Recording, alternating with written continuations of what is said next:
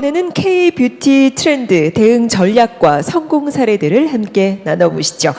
먼저 첫 번째 발표로 2026년 K-뷰티 성장 전망 그리고 화장품 산업의 전망까지 함께 듣도록 하겠습니다. 메리츠증권 박종대 애널리스트님을 소개드립니다.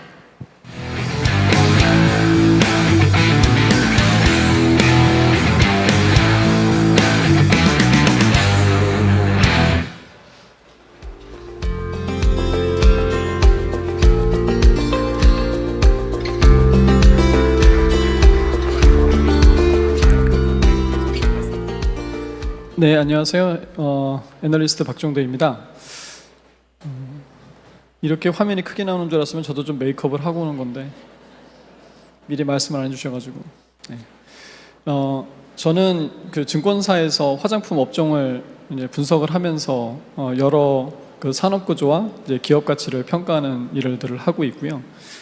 그래서 어떻게 보면 이런 발표들이 좀 서두에 있어야 됐지 않나라는 생각이 듭니다. 전반적인 산업의 현황과 그리고 방향, 전망 이런 것들을 좀 말씀을 드릴 텐데 이게 원래 좀 1시간짜리 분량이거든요. 그런데 이제 20분 만에 축약해서 말씀을 드려야 되기 때문에 좀 빠르게 전개를 하도록 하겠습니다. 수출 한국 화장품은 수출이에요. 국내는 뭐 크게 의미가 없습니다.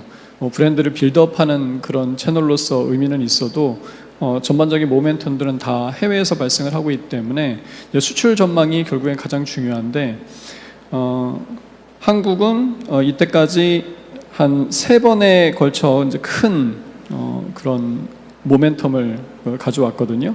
그래서 1차는 2003년에서 2013년까지 원브랜드 숍의 시대였고, 그리고 중국의 시대, 중국 모멘텀의 시대였고, 그리고 이제 2022년부터 이제 글로벌 모멘텀을 가져가고 있는데 지역적으로 상당히 그 연도별로 확장이 이루어지고 있죠. 일본에서 성공을 하고 24년도에는 이제 미국에서 성공을 하고 25년도에는 유럽에 상륙을 했고, 그리고 26년도에는 이제 중동하고 이제 중남미 쪽이 본격화되지 않을까라고 이제 기대를 하고 있습니다.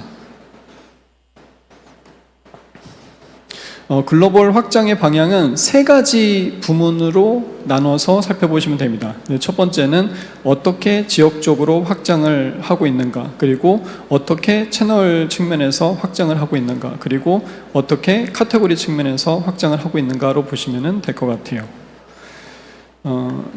지역 확장을 보시게 되면 2020년도 가장 돋보일 것으로 생각되는 지역이 중동하고 남미죠. 그래서 대멕시코 그리고 대브라질 수출을 보게 되면 지금 100%, 200%씩 막 증가를 하고 있는데, 근데 지금 증가하는 거는 모세혈관을 통한 수출이다 라고 볼 수 있습니다. 그러니까 현지에 있는 개인 소규모 벤더들을 통한 수출이거든요. 그런데 26년부터는 이제 실리콘2가 멕시코 법인 셋업을 완료를 했기 때문에 아마 1월부터 본격적으로 드라이브가 걸리지 않을까라고 생각이 돼요. 어차피 한국 화장품의 그 수출은 실리콘2가 쇠빙선 역할을 하고 있거든요. 그래서 아마 실리콘2가 본격적으로 가동을 하게 되면 이제 중남미 쪽에 큰 대동맥이 하나 생기는 것이다라고 볼 수가 있겠습니다. 근데 중남미 시장이 매력적인 이유가 뭐냐면 생각보다 되게 커요. 브라질이 세계 화장품 소비 3대 대국입니다. 일본보다 큽니다. 그리고 멕시코 역시도 우리나라보다 훨씬 더 큰 시장을 보유를 하고 있고요. 그래서 26년 중남미 시장이 열린다라고 하게 되면 또 하나의 큰 판이 또 생긴다, 벌어진다라고 보시면 될 것 같습니다. 그리고 채널 측면에서 본다고 하게 되면 미국, 유럽 쪽에 이제 오프라인 채널이 본격화되는 시기로 보고 있습니다. 작년하고 올해는 24년하고 25년 같은 경우에는 브랜드 업체들이 굉장히 규모가 커졌거든요. 여러분들 다 아시다시피 아누아, 메디큐브, 스킨천사, 달바 글로벌 엄청나게 매출 규모를 키웠는데 지금 키운 거는 거의 온라인 쪽이 많죠. 온라인을 베이스로 해서 키운 시장인 거고, 그런데 재밌는 사실은 뭐냐면 제가 최근에 주로 미팅을 많이 하는 게 이런 무역 벤더들 미팅을 많이 합니다. 이제 그레이스부터 시작해가지고서 모스트 그리고 이제 실리콘2는 이제 당연히 있고요. 이제 그런 업체들 미팅을 쭉 하다 보면은 느끼는 게 뭐냐면 이런 회사들은 올해보다 내년도가 엄청나게 커집니다. 구다이 글로벌의 우마도 마찬가지고요. 내년도가 엄청나게 커져요. 그 말은 뭐냐면 내년도부터 본격적으로 글로벌 오프라인에 들어가기 시작한다라고 보시면 됩니다. 우리나라만 온라인 채널이 50%죠.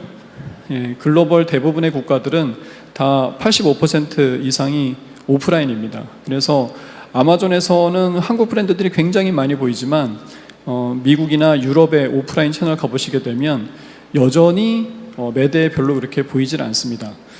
그런데 수요는 굉장히 많죠. 이제 그러다 보니까 내년도 이런 무역 벤더들의 역할이 굉장히 커지지 않을까라고 생각이 되고 이미 메이드 돼 있는 거래들의 계약들이 굉장히 많이 있습니다. 근데 이 전망을 또 긍정적으로 볼 수 있는 이유가 뭐냐면 얼타뷰티라고 미국에서 가장 큰 오프라인 메이저 유통업체가 있거든요. 화장품 전문 유통업체. 거기에서 최근에 실적이 굉장히 가파르게 좋아지고 있고 주가도 엄청나게 상승했습니다. 그 이유가 뭐냐면 24년 대비해서 실적이 굉장히 좋아지고 있는데 그 이유가 KBT 때문이에요. 그러니까 23년, 24년 실적과 주가가 되게 안 좋았는데 온라인한테 치이고 KBT한테 치이면서 실적이 안 좋았거든요. 근데 온라인이 어쩔 수 없죠. 이 회사가 오프라인 회사니까. 근데 KBT를 내재화하기로 했어요. 그래서 24년 12월부터 아누아를 입점을 시켰고 그리고 25년 올해부터 메디큐브, 달바, 마녀공장 이런 여러 브랜드들을 입점을 시키면서 실적이 턴어라운드를 하고 있습니다.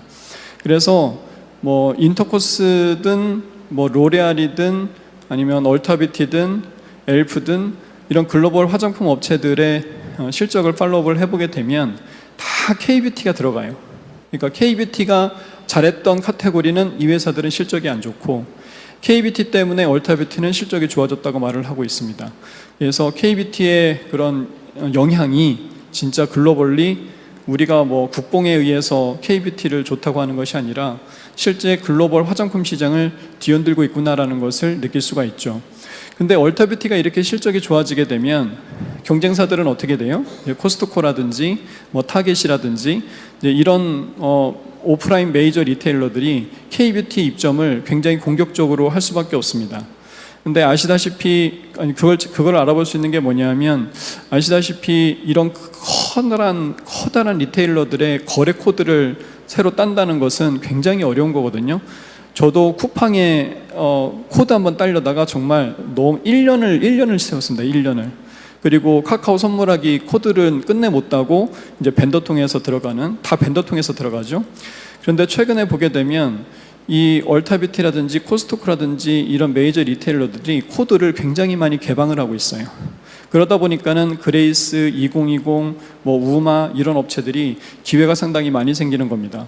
그래서 이런 것들은 뭘 의미하냐면 이제 본격적으로 미국과 유럽의 오프라인이 열리기 시작했다라는 것이죠.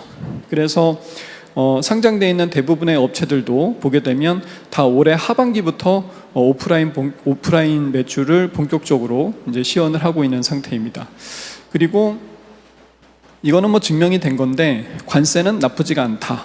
예, 관세는 나쁘지가 않습니다. 15% 정도의 관세율은 실질적으로 홀세일 가격으로 국경선을 넘어가기 때문에 리테일 가격으로는 7%밖에 영향을 받지 않고 또 벤더하고 n분의 1 하게 되면 한 3% 정도밖에 영향을 받지 않기 때문에 이거는 큰 문제가 될 것이 없고 오히려 관세는 미국에서 K뷰티의 시장 점유율이 상승하는데 일조를 했다라고도 좀 보고 있습니다.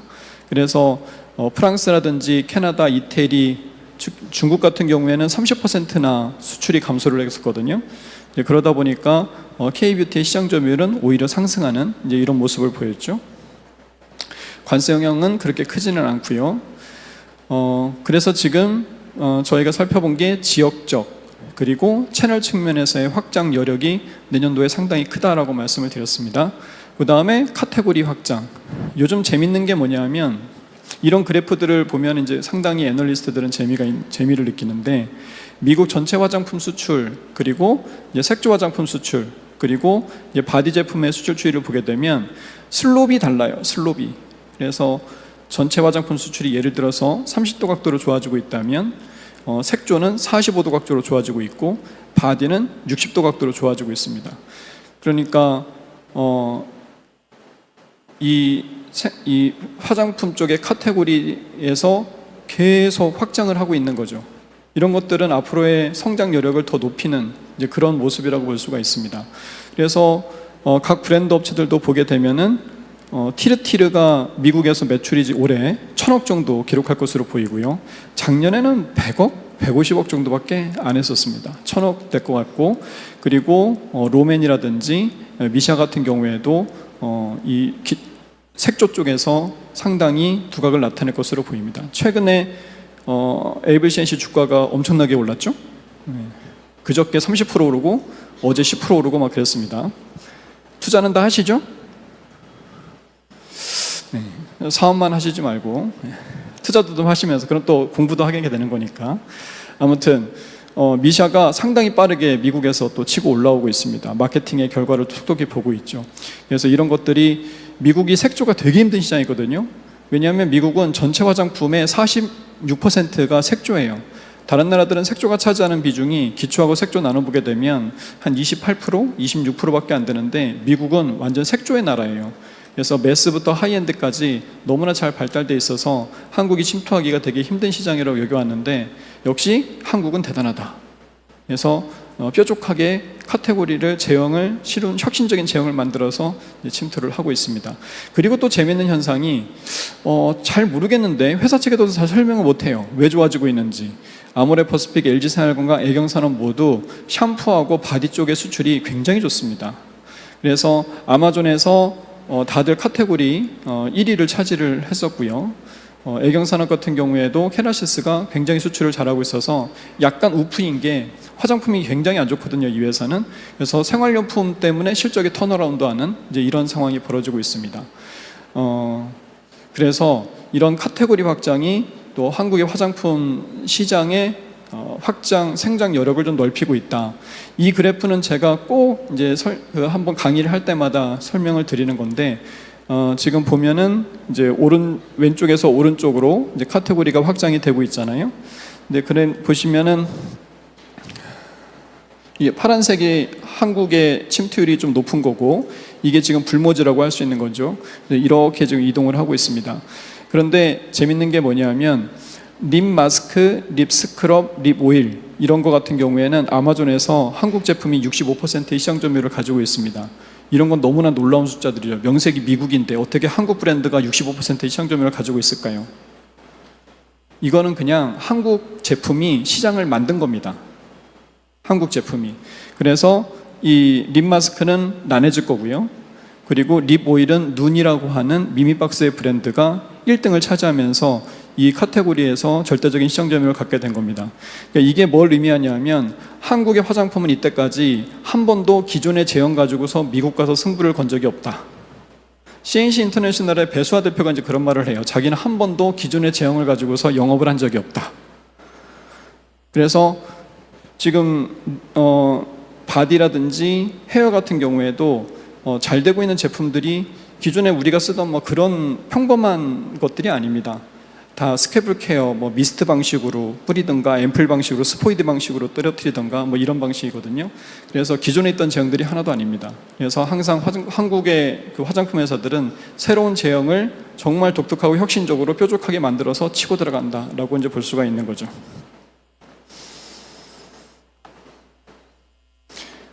지금 이게 6분 남았다는 건가요? 네, 알겠습니다. 생각보다 시간이 넉넉하네요. 그리고 또 한국의 화장품 시장을 되게 긍정적으로 보는 이유가 이제 뛰어난 인재들이 K-뷰티로 몰리고 있다라는 건데요. 이제 어느 시대나 다 0.1%의 창업의 DNA를 가진 훌륭한 인재들이 있었거든요. 이제 그 인재들이 한 30대 초중반에 어떤 산업으로 들어가느냐 이런 게 이제 굉장히 중요한 시대의 흐름인데 우리가 생각을 해보게 되면 1960년대생 이 사람들이 30대 초중반일 때가 언제냐면 2000년이었죠. 그 2000년에 한국 사회에서 벌어진 가장 큰 변화는 뭐냐면 전국에 광케이블이 깔렸습니다. IT 버블이 발생했었죠. 그래서 이때의 창업의 DNA를 가진 0.1%의 인재들은 다 뭘 했어요? 프로그래밍을 했습니다. 그래서 네이버를 만들고 NC소프트를 만들고 아래 한글을 만들고 V3를 만들었죠. 그리고 70년대생, 이제 저희 세대인데 저희 세대가 30대 초중반일 때 언제냐면 2010년이에요. 그럼 2010년에 한국 사회의 가장 큰 변화는 뭐냐면 스마트폰이 본격적으로 확대되기 시작한 겁니다. 스마트폰 침투율이. 그래서 스마트폰 침투율이 확대가 되면서 어떤 현상이 발생하냐면 소비가 오프라인에서 온라인으로 갔습니다. 유통시장에 엄청난 변화가 일어났죠. 롯데쇼핑 주가를 보게 되면 2010년 이후로 한 번도 주가가 연간으로 상승한 적이 없습니다. 그래서 이때 창업의 DNA를 가진 0.1%의 인재들은 뭘 했냐라고 하게 되면 다 플랫폼을 만들었습니다. 소비 플랫폼. 그래서 쿠팡이 나왔고 배달의 민족이 나왔고 당근마켓이 나왔죠. 그러면 지금 80년대생들의 30대 초중반일 때가 2020년이잖아요. 그럼 2020년에 한국 사회의 가장 큰 변화는 뭐냐면 K컬처입니다. 한류. 그럼 여기에 편승해서 돈 벌 수 있는 방법이 뭘까? 소비재다. 그럼 소비재면 푸드도 있고 패션도 있고 화장품도 있잖아요. 그런데 화장품이라고 딱 집어서 들어오는 거죠. 왜냐하면 진입장벽이 제일 낮아요. 그리고 마케팅만 하면 돼요.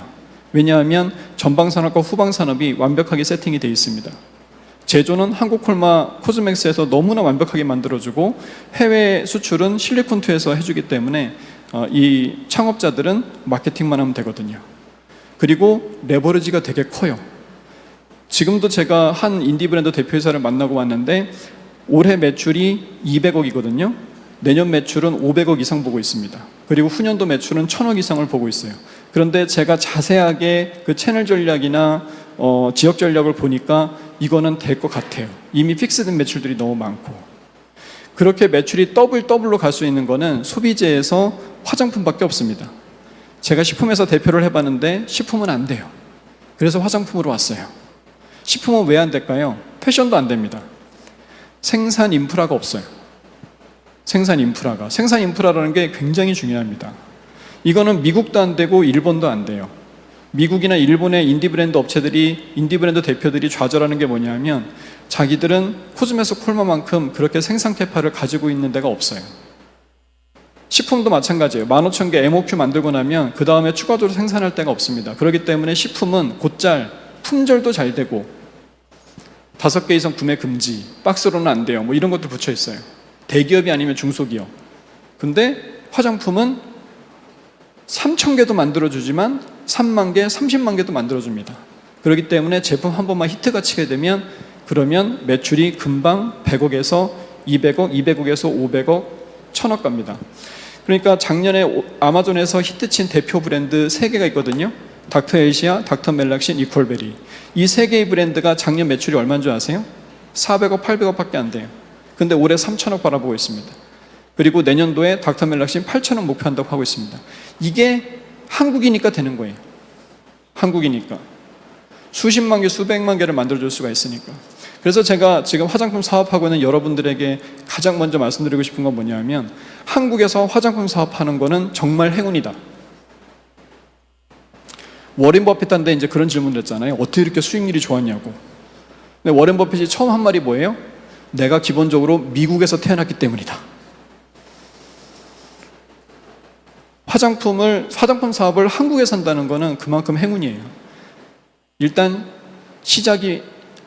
반은 성공하고 들어가는 건 마찬가지다. 자신감을 갖고 시작하셔도 됩니다. 그래서 이렇게 신규 브랜드들이 계속 나오고 있습니다.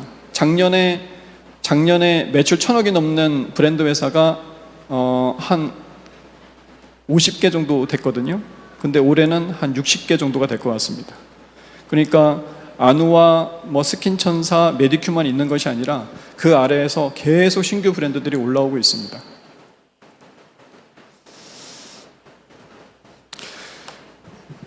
그런데 올해보다 내년도에 그 수출 증가율을 더 높게 보고 있는 이유가 이런 것들이죠. 아까 말씀드렸습니다마는 수출 벤더 플레이어들이 증가를 하기 시작했다.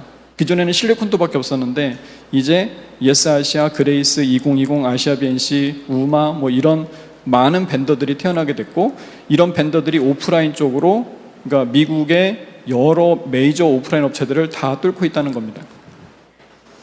그래서 한국의 화장품 밸류체인에서 이 국내 유통은 올리브영밖에 없고 중간 벤더는 실리콘투밖에 없어서 더 들어갈 수 있는데 못 들어가는 한계들이 있었는데 이제 그런 것들이 풀리고 있다라는 것이죠. 그래서 수많은 또 신규 사업들이 나오고 있습니다. 뭐냐고 하게 되면은 ODM 생산 시장이 굉장히 확대가 되고 있죠. 원래 화장품은 밸류체인이 굉장히 엄격하게 분리되어 있는 시장이었기 때문에 ODM 회사, 그 다음에 원료 회사, 용기 회사, 브랜드 회사가 굉장히 엄격하게 구분되어 있었거든요. 근데 지금은 수출 모멘텀이 워낙 크다 보니까 생산이 워낙 부족하고 이제 그러다 보니까 과거를 묻지 않아요. 너희가 원료 회사였든 아니면 브랜드 회사였든 ODM 생산만 제대로 납기를 맞춰준다고 하게 되면 나는 주겠다라고 하는 회사들이 굉장히 많이 있습니다. 그래서 토니모리 같은 경우에는 최근에 브랜드 사업보다 메가코스라는 ODM 사업이 더 성장을 잘하고 있죠. 40% 이상 성장하고 있습니다. 그리고 NFC는 원래 원료 회사였었는데 최근에 주가가 3배 이상 간 거는 이 ODM 사업 때문에 그렇죠. 그리고 선딘 뷰티 사이언스나 셀바이 휴먼텍 같은 경우에도 원래 원료 회사고 원지 회사인데 ODM 사업을 확대를 하고 있습니다. 이제 결론을 말씀드리게 되면, 그래서 수출 증가율을 보시게 되면, 수출을 보시게 되면 올해가 굉장히 떠들썩했지만 그렇게 좋지 못했다. 12%밖에 성장을 하지 못했습니다. 작년이 19% 성장을 했는데, 왜냐하면 북미, 유럽, 중동 이런 쪽이 되게 좋았습니다만은 중국이 18%나 감소를 했습니다. 중국이 우리나라 화장품 수출 1위 국가였거든요. 거기가 18% 감소를 하다 보니까 상당히 성장률이 제약이 되게 많았던 거죠. 그런데 이게 최근의 분위기를 보면 그렇지 않단 말이죠. 중국도 소비가 회복이 되고 있고, 그리고 에이펙 정상회담이라든지 한일령 같은 거 보게 되면 중국이 만약에 여기서 플랫이 나온다, 0% 이상 나온다고 하게 되면 15% 이상 훌쩍 넘을 것 같습니다. 그리고 북미하고 유럽 같은 경우에는 아까 말씀드린 것처럼 카테고리가 확장되고 있고 오프라인으로 본격적으로 들어가고 있기 때문에 수출 증가율이 올해보다 내년도가 오히려 더 높을 수도 있다라고 생각이 돼요. 그리고 중동하고 중남미가 뚫리게 되면 또 하나의 큰 시장이 열리는 거다. 그래서 올해보다 내년도가 화장품 업황은 훨씬 더 좋을 것 같다라는 생각이 듭니다. 섹터별로 보게 되면 화장품이 수출 모멘텀으로 보게 되면은 3위에 위치되어 있습니다. 굉장히 한국의 경쟁 수출을 드라이브하는 그런 품목이다라고 볼 수가 있습니다. 자신감을 가지고 열심히 해주시기 바랍니다. 감사합니다.